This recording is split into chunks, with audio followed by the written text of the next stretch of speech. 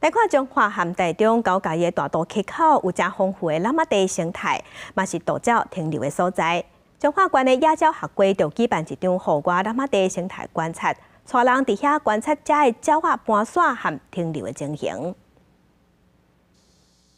学员认真听老师解说，如何使用手中的千里镜，也个安怎找鸟仔的技巧。这是中华县野鸟学会举办的喇嘛地生态观察。学员认真专心找鸟只，有接看到的乌手、白头壳仔，嘛有听到花仔和尚的叫声。水鸟甲山内底迄个鸟啊吼，拢姿态拢无共哦，吼你就会愈看愈趣味啊。就是正常看到遮水的鸟啊，拢毋捌伊的名，今日来就是有法度知影伊的名，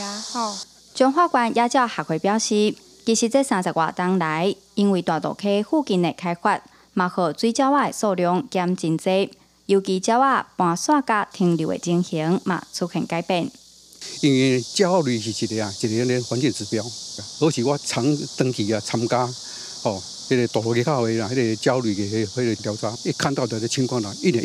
比一年糟。其实咱本来就是生活伫一个大生态环境内底，觉得就是观察这件事情啊，它其实是我觉得可以帮助你可以更认识这个世界这个环境。那我觉得你多更认识这个世界一点的话，其实你会对这个世界更友善。学会表示，这几冬因为环境变化，亲像应该伫4月份就离开台湾的苍鹭、台语合作海鹅的渡鸟，已经6月啊也点伫遮，加上大渡溪附近的开发。